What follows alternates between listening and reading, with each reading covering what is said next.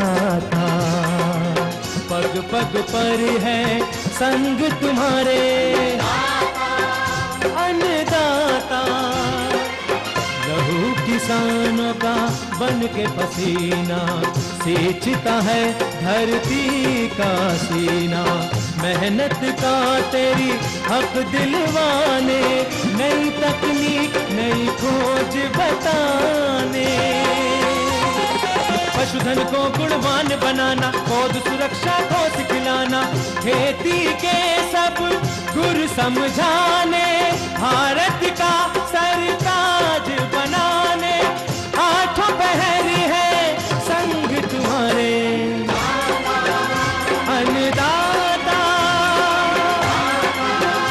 अन्नदाता।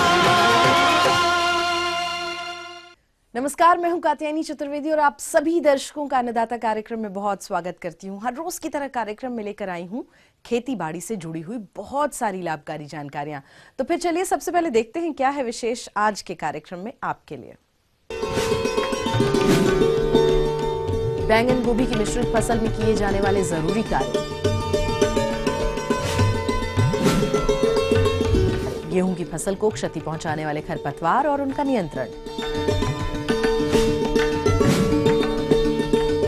अच्छी बढ़वार हेतु मसूर की फसल में किए जाने वाले आवश्यक कार्य।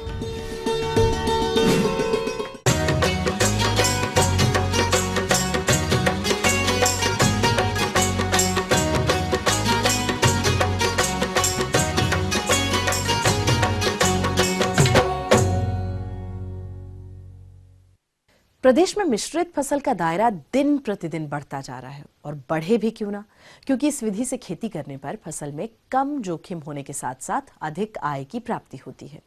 और इसी के अंतर्गत हमारे प्रदेश के किसान भाई जिन्होंने गोभी के साथ बैंगन की फसल लगा रखी है, जिसकी बढ़वार ठीक से नहीं हो रही है, इसलिए ये इसमें इस समय किए जाने वाले प्रबंधनों पर जानकारी चाहते हैं। मैंने अपने खेत में मिश्रित फसल की है, गोभी और बैंगन दोनों की, जिसके लिए जिसमें खरपतवार आते हैं और जो कीटाणु आते हैं उसके लिए कौन कौन सी दवाइयों का प्रयोग किया जाए और कितने दिन बाद निदाई गुड़ाई सिंचाई खाद उर्वरक कब कैसे दिया जाए की जानकारी चाहता हूँ, ये अधिक उत्पादन मिले।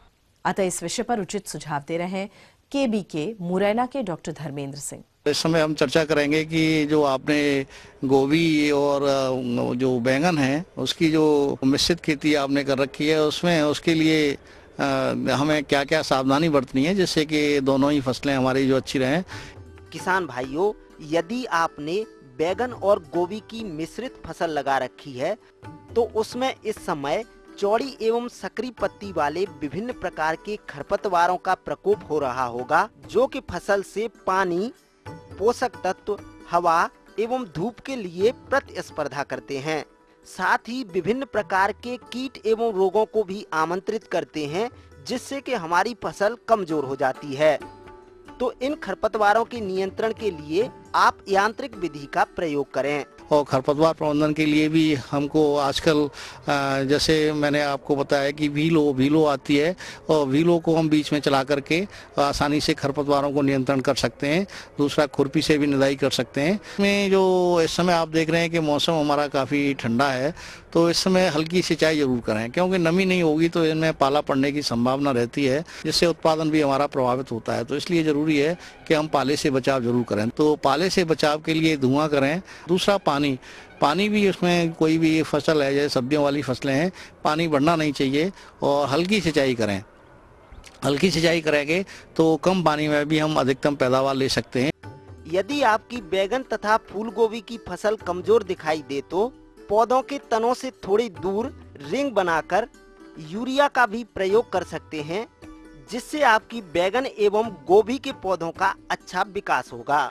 तो किसान भाइयों, आप इस समय जो है जो बैंगन है या आपका गोभी है उसमें दूसरा जो न्यूट्रिएंट है उसकी भी अगर कहीं आपको पौधा दिखाई देता है कि ये कमज़ोर है या उसमें नाइट्रोजन फास्फोरस पोटास की आपने पहले मात्रा कम दी है, तो ऐसी स्थिति में हम जो आजकल जो फॉलियर एप्लीकेशन के लिए छिड़काव करते हैं, NPK का जो मिक्सचर आता है हम उसका भी 10 ग्राम प्रति लीटर पानी में मिला करके छिड़काव कर सकते हैं। तो उससे जो भी हमारे जो न्यूट्रिएंट की कमी होगी, जो मेजर न्यूट्रिएंट है हमारे, तो उसका जो छिड़काव कर देंगे तो उसकी पूर्ति हो जाएगी और उससे जो है हमारी फसलों का जो उत्पादन है वो भी अधिक मिलेगा। तो इस चीज़ का हम ध्यान रखें। किसान भाइयों, बैगन की फसल में तना एवं फल छेदक कीट का प्रकोप भी देखने में आता है, जो कि सबसे पहले बैगन के ऊपरी भाग में छेद करके घुस जाता है और अंदर ही अंदर तने को खाकर खोखला कर देता है, जिससे कि पौधे की बढ़वार रुक जाती है तथा पौधे ऊपर से सूखने लग जाते हैं। यदि आप इस पौधे के तने को फाड़कर देखें तो उसके अंदर एक इल्ली दिखाई देगी, जो कि पौधे को नुकसान पहुंचाती है। और जब बैगन की फसल में फल आना प्रारंभ होते हैं तो यह कीट फलों में भी छेद करके घुस जाता है तथा अंदर ही अंदर फल को सड़ाकर उसकी गुणवत्ता को खराब कर देता है। जैसे बैंगन में हमारा इल्ली आती है तो उसके लिए जो BT है, जो बैसिलस thuringiensis आती है, 1 kg प्रति हेक्टेयर के हिसाब से अगर हम जो है उसका छिड़काव करेंगे तो कीट रहता है वो जो है नुकसान नहीं पहुंचाएगा। किसान भाइयों, यदि इस कीट का प्रकोप आर्थिक क्षति स्तर से अधिक हो तो आप ट्राइजोफॉस नामक दवा की 1 मिलीलीटर मात्रा को प्रति लीटर पानी के हिसाब से घोल बनाकर छिड़काव करें, जिससे कि इस कीट का नियंत्रण आसानी से हो जाता है। और आप देखते हैं कि जैसे रस चूसने वाले कीड़े आते हैं तो उसके लिए प्रयास करना चाहिए, क्योंकि इसको सभी मानव लोग ही खाते हैं। तो ये जो जितनी भी दवाएं हैं जो हमारे बायोपेस्टिसाइड हैं उनका हमें प्रयोग करना चाहिए। रस चूसने वाले कीड़े हैं उनके लिए हमारा जो नीम का तेल है, जो अजाडी इरेक्टिन के नाम से आता है, उसका जो है प्रयोग करना चाहिए। 1 लीटर पानी में 3 से 4 ml दवा मिला करके अगर हम छिड़काव करते हैं तो जो भी रस चूसने वाले कीड़े हैं उनका जो हम नियंत्रण आसानी से कर सकते हैं। तो इस चीज़ का हमको ध्यान रखना है कि जो भी हम खाने पीने की चीज़ें हैं उसमें जो है जो रासायनिक हमारे कीटनाशक हैं उनका जो प्रयोग हमें विशेष परिस्थिति में ही करना चाहिए। जब हमारे बायोपेस्टिसाइड जो जैविक कीटनाशी हैं अगर वो अच्छा काम नहीं कर रहे हैं या उनसे नियंत्रण नहीं हो पा रहा है तो ऐसी स्थिति में ही हम रासायनिक कीटनाशकों का प्रयोग करें। जी हाँ, तो ये थी कुछ उपयोगी जानकारियां। यहाँ पर एक बहुत छोटे से ब्रेक के लिए रुकेंगे, जल्द लौटेंगे और कार्यक्रम में आगे कुछ और महत्वपूर्ण जानकारियां हैं, तो बने रहिए हमारे साथ।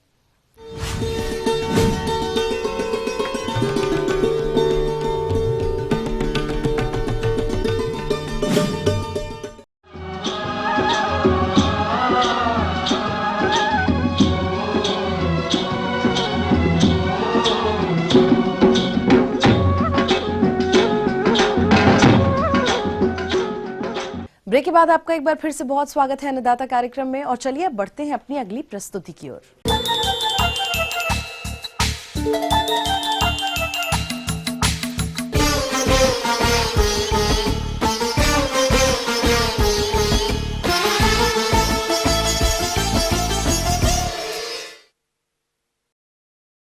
हमारे राज्य में गेहूं की खेती व्यापक क्षेत्र में की जाती है और इस फसल में खरपतवारों की समस्या प्रमुख रूप से देखने को भी मिलती है, जिनका समय पर नियंत्रण ना किया गया तो उपज में भारी कमी देखने में आती है।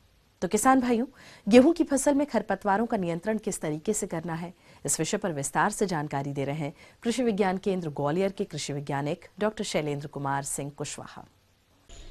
किसान भाइयों नमस्कार। रबी के मौसम में गेहूं जो है मध्य प्रदेश में कई क्षेत्रों में एक प्रमुख खाद्यान्न फसल के रूप में इसकी खेती किसान भाइयों द्वारा की जाती है और इस फसल में उसकी उपज जो है इन खरपतवारों की वजह से किसान को कम प्राप्त होती है। और लगभग ऐसा देखा गया है अनुसंधानों में कि 30 से लेकर के 60% तक खरपतवारों की वजह से किसान की उपज जो है खेत में प्रति हेक्टेयर कम हो जाती है। और साथ ही एक तरफ ये मात्रात्मक रूप से उपज कम करते हैं, दूसरी तरफ गुणात्मक रूप से भी गेहूं की गुणवत्ता को प्रतिकूल रूप से प्रभावित करते हैं। यदि इस खरपतवारों के बीज फसल में के बीज में मिल जाता है तो मंडी भाव किसान को अच्छा नहीं मिलता और इस प्रकार से उसको गुणात्मक रूप से भी हानि होती है। तो देखा जाए तो इनके प्रबंधन के लिए किसान को शुरू से ही ध्यान रखना चाहिए। पहली तकनीक तो यह है कि रबी के मौसम में गेहूँ ऐसी फसल है जिसको बोने के लिए हमारे पास पर्याप्त समय रहता है।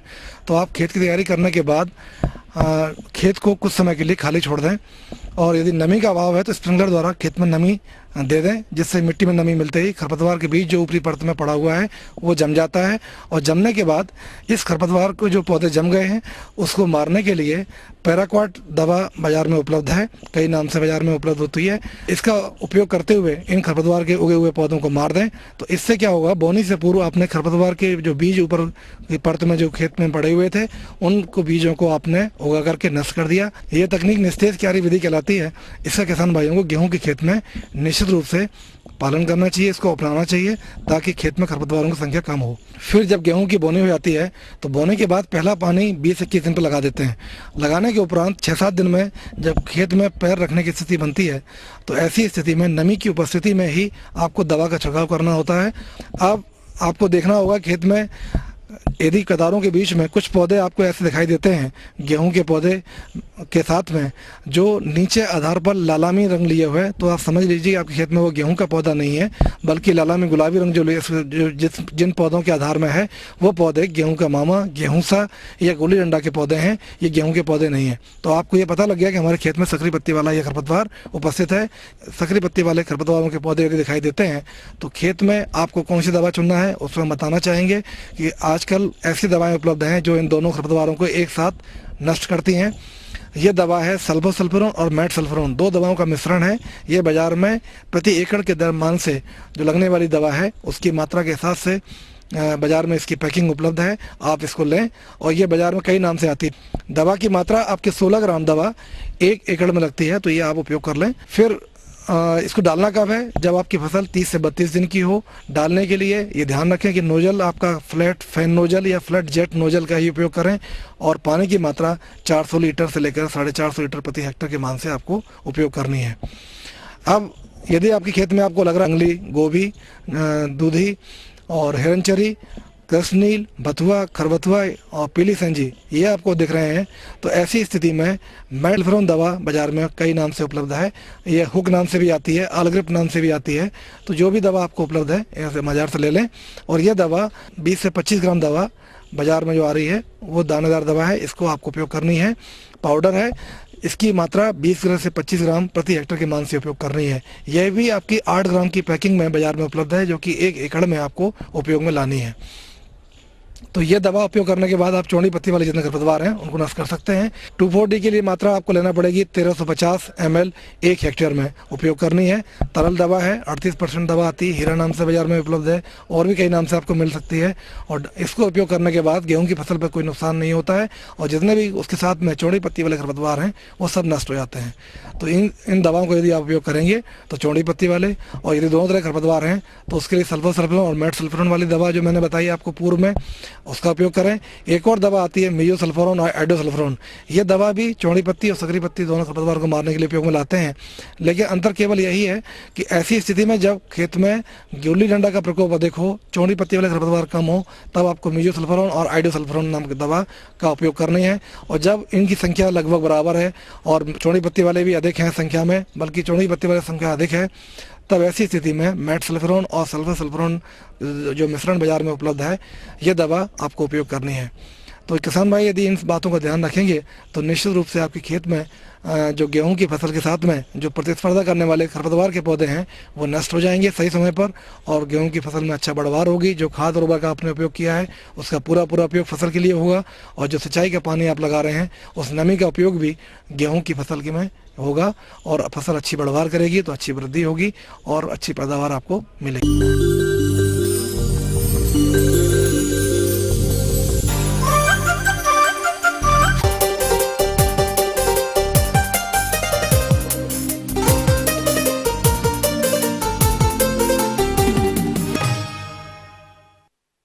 अपने प्रदेश के कम सिंचाई वाले क्षेत्रों में ज्यादा बोई जाने वाली फसल मसूर इस समय खेतों में खड़ी है और इसके अच्छे विकास के लिए जरूरी है कि हमारे किसान भाई फसल में खरपतवार नियंत्रण और सिंचाई का कार्य करने के साथ साथ फसल को हानि पहुंचाने वाले उकठा रोग के प्रति भी सचेत रहें।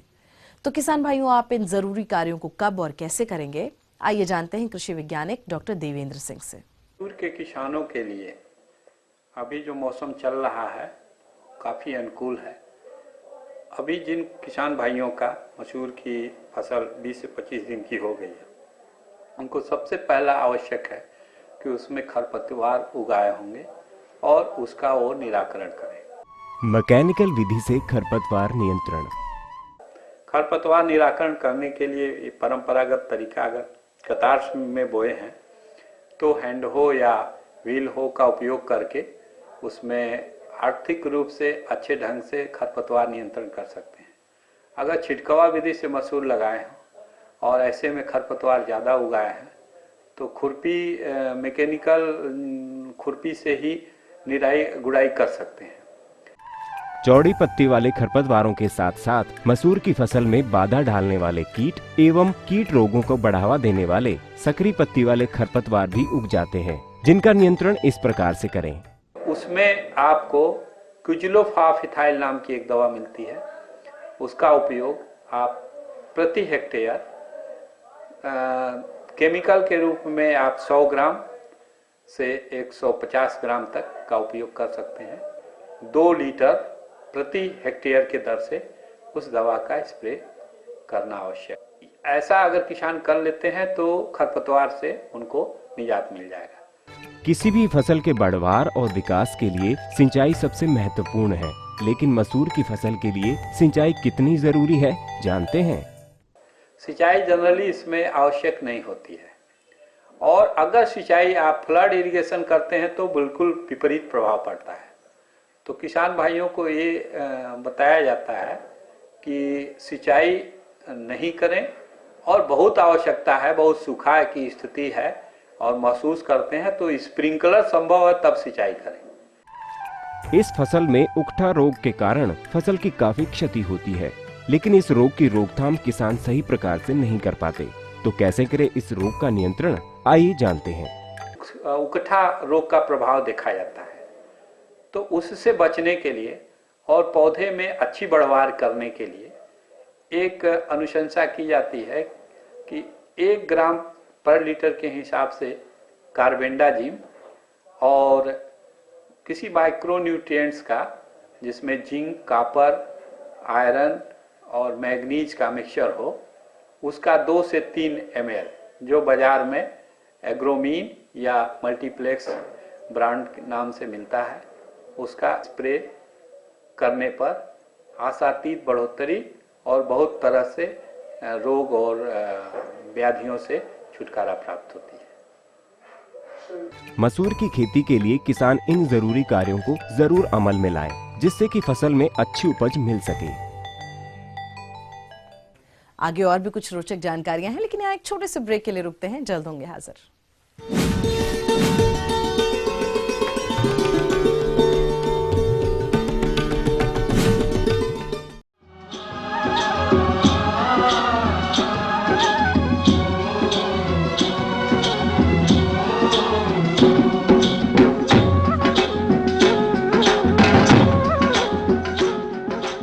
ब्रेक के बाद आप सभी दर्शकों का एक बार फिर से स्वागत है, और चलिए अब रुख करते हैं अपनी अगली कड़ी की ओर।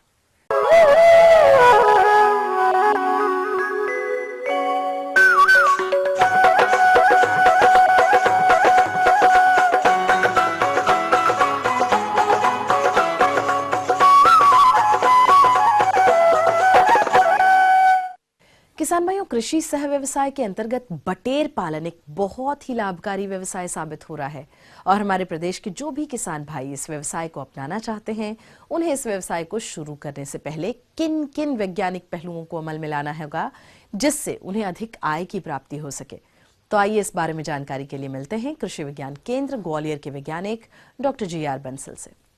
जैसा कि देखने में आ रहा है कि इस समय क्वेल की फार्मिंग के लिए बहुत अच्छा मौसम है। हमारे भारत देश में इसको बटेर के नाम से भी जाना जाता है। 250 से 300 ग्राम की केवल 5 सप्ताह में वजन ले लेती है। इसके जो अंडे देने की क्षमता है, वह क्षमता भी बहुत कमाल की है। देखा जाए तो 280 से 300 अंडे प्रति वर्ष के हिसाब से हम इससे प्राप्त कर सकते हैं। इनके जो अंडे हैं उनका वजन लगभग 10 ग्राम का होता है, छोटा छोटा अंडा होता है। सामान्यतया इनके जो चूजे निकलते हैं वो 6 ग्राम के 7 ग्राम के लगभग वजन के रहते हैं। अगर ज़्यादा स्वस्थता है तो 6 से 8 ग्राम के बीच में इनकी रेंज देखी जाती है। देखने में आ रहा है कि दलहनी फसलों के भाव बहुत ज़्यादा बढ़ रहे हैं और प्रोटीन की उपलब्धता दिन प्रतिदिन कम होती जा रही है। ऐसी स्थिति में बटेर पालन बहुत ही फायदेमंद सिद्ध हो रहा है। बटेर पालन इसलिए फायदेमंद सिद्ध हो रहा है क्योंकि इसमें लागत ज़्यादा आती नहीं है। जो प्रोटीन है उसकी गुणवत्ता भी ज़्यादा अच्छी होती है। बटेर के इलाज के लिए बहुत ज़्यादा खर्चा करने की आवश्यकता नहीं पड़ती क्योंकि यह बहुत सारे रोगों के प्रति असंवेदनशील होती है एवं कई बीमारियां हैं जो दूसरी मुर्गियों में होती हैं, वो जैसे रानीखेत है, ये बटेर में ये रोग नहीं आ पाता। इस वजह से मृत्यु दर उतनी नहीं आती। ऐसी स्थिति में हमारा इलाज का खर्चा भी बच जाता है। सामान्यतया देखा गया है कि जो बटेर है यह फील्ड में भी आराम से रह लेती है। इसको वैसे रख रखाव के लिए अगर देखा जाए तो एक जालीदार कमरा जिसमें स्वच्छ हवा का वातावरण हो, हल्की सी नीचे जो भी घास फूस निकलती है छोटे छोटे टुकड़े करके उसे हम केवल बिछा दें जिससे कि उसके पैर हैं वो जमीन पर ना पड़े, हल्का सा उसमें सॉफ्टनेस बनी रहे। इसके जो चूजे हैं वो 6 ग्राम के होते हैं शुरुआत में और शुरुआत के सप्ताह भर में ये लगभग 4 ग्राम दाना खाती है। दूसरे सप्ताह में ये 9 ग्राम के आसपास दाना प्रतिदिन खाती है। तीसरे सप्ताह में ये 15 ग्राम दाना प्रतिदिन के हिसाब से खाती है। चौथे सप्ताह में ये 25 ग्राम प्रतिदिन दाना खाती है। 5वें सप्ताह में 30 ग्राम प्रतिदिन दाना की आवश्यकता होती है और लगभग आधा किलो दाना कुल खाती है और 200 से 250 ग्राम अच्छे वातावरण में 300 ग्राम तक वजन की प्रोटीन आपको उपलब्ध करा देती है। कई बार तो ऐसी स्थितियां बनती हैं कि जो टूटन जिसे कोई नहीं खाता, हमें उसे फेंकने पर मजबूर होना पड़ता है कि अभी हमारे किसी भी काम नहीं आ रही और हमें ऐसा लगता है कि हम इसे गलत फेंक रहे हैं, लेकिन हम इसे कंज्यूम भी नहीं कर सकते। उस दाने के टुकड़ों को बटेर बड़े अच्छे से खाती है और आपको प्रोटीन उपलब्ध कराती है। कॉमर्शियल फार्मिंग के हिसाब से अगर हम क्वेल को पालते हैं तो शुरुआत में इसके लिए हमें 10 बाई 10 के कमरे में लगभग 400 से 500 क्वेल हम रख सकते हैं। बहुत कम क्षेत्रफल लगता है। घर की छत पर भी हम कर सकते हैं। हल्की सी डीप लिटर सिस्टम के लिए बिछावन की आवश्यकता होती है जो हम बुरादा या भूसा से पूरी कर देते हैं। शुरुआत में जो ध्यान रखने वाली बात है वो है कि हम इनके जो चूजे हैं उनको ब्रूडिंग सिस्टम में ठीक तरीके से रखें क्योंकि इनको टेम्परेचर की आवश्यकता होती है। अगर हमने ब्रूडिंग ठीक से नहीं कर पाई, टेम्परेचर ठीक से नहीं दे पाए, ऐसी स्थिति में चूजे एक दूसरे पर चढ़ते हैं और क्लबिंग जिसे कहते हैं, क्लबिंग के कारण चूजे मर जाते हैं और मोर्टेलिटी रेट ज़्यादा आती है। इसलिए हम ब्रूडिंग में टेम्परेचर का विशेष ध्यान रखें। शुरुआत में इनको दाने की आवश्यकता भी बहुत कम होती है और हल्का सा पानी के जो वाटर हैं वो साइड में रख दिए जाते हैं जिससे कि ये आवश्यकता अनुसार पानी पी सकें और दाना खा सकें। इसके साथ ही साथ धीरे धीरे करके 4 ग्राम प्रतिदिन के हिसाब से शुरू के सप्ताह में दाने की आवश्यकता पड़ती है। बाद में धीरे धीरे करके दाने की मात्रा बढ़ती जाती है। 5वें सप्ताह में यह लगभग एडल्ट बॉडी वेट अपना ले लेती हैं।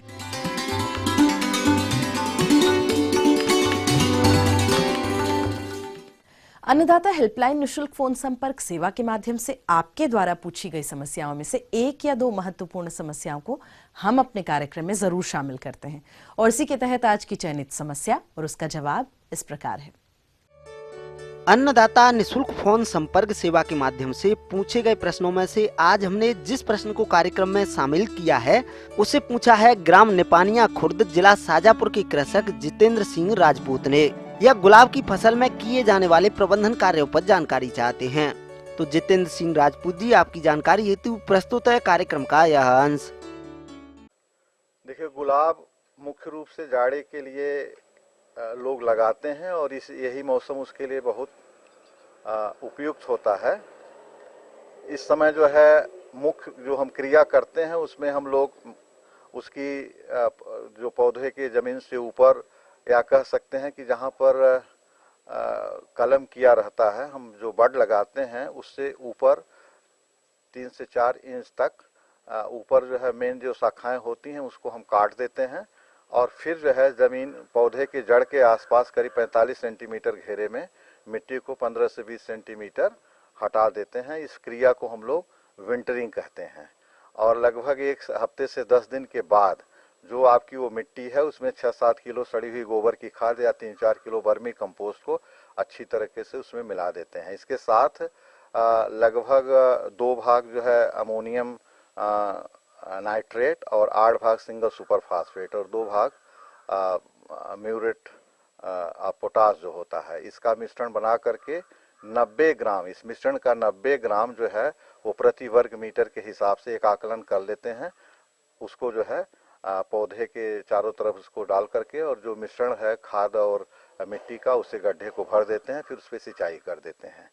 अब दूसरा बात आती है कि उसमें बीमारी भी लग सकती है, तो ऊपर से जब पौधे का कोई भाग सूखता है तो उसको हम लोग डाई बैक कहते हैं, वो बाद की स्टेज में आता है। लेकिन अभी जो तत्काल कटा हुआ भाग है उसमें जो है बोर्डो पेस्ट जो है वो 5 संबंधे 50 का वो बनाते हैं, कॉपर सल्फेट होता है उसमें, या कहिए तूतिया और चूना और पानी के मिश्रण से उसको बना करके कटे हुए भाग को अच्छे से पेंट कर देते हैं।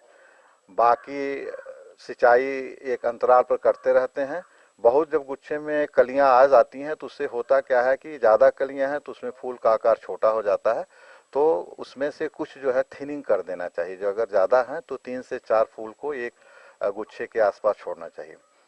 फिर लाही भी इसकी एक बीमारी है जो काफ़ी पत्तियों से रस चूसती है, तो फसल का नुकसान होता है। उससे बचाव करने के लिए हम लोग जो है वो जो इंसेक्टिसाइड है, चाहे उसमें मोनोसील वगैरह है, 2 मिलीलीटर दवा 1 लीटर पानी में घोल करके उसका छिड़काव कर देने से तो लाही से भी आपकी फसल वो बच सकती है। जाड़ा ज़्यादा पड़ता है तो पॉली हाउस वहाँ मदद करता है। जब तापमान 10 डिग्री से नीचे जाता है तो उस समय वो ब्लाइट वगैरह की समस्या आ सकती है, जैसे आप देखते हैं आलू वगैरह में होता है ना, अगेती अंगमारी, पछेती अंगमारी, उस टाइप की बीमारी इसमें भी अटैक कर सकती है। तो जो पॉली हाउस में की है वहाँ तो कोई दिक्कत इसकी नहीं होती है। तो अगर ऐसा मौसम बनता है, आसमान में बादल वगैरह छाए रहते हैं और ये संभावना अगर लगती है कि बूंदाबांदी होगी, इस टाइप की परिस्थिति बनेगी, तो इंडोफिलियम 45 या रेडोमिल दवा 1.5 से 2 ग्राम दवा 1 लीटर पानी में घोलकर छिड़काव करने से इस समस्या से किसान भाई निजात पा सकते हैं। और चलिए अब देखते हैं कल दिखाए जाने वाले कार्यक्रम की मुख्य झलकियां। सरसों की फसल में लगने वाले कीट और रोगों का कैसे करें नियंत्रण। मछली पालक की सफलता की कहानी उसी की जुबानी। तो हम ये उम्मीद करते हैं कि आज का कार्यक्रम आप सभी दर्शकों के लिए बेहद उपयोगी रहा होगा। किसान भाइयों, अन्नदाता आपकी सेवा के लिए संकल्परत है और कृषि संबंधित समस्या और सुझावों के लिए आप हमें इस पते पर संपर्क भी कर सकते हैं। तो चलिए हमारा पता नोट करिए।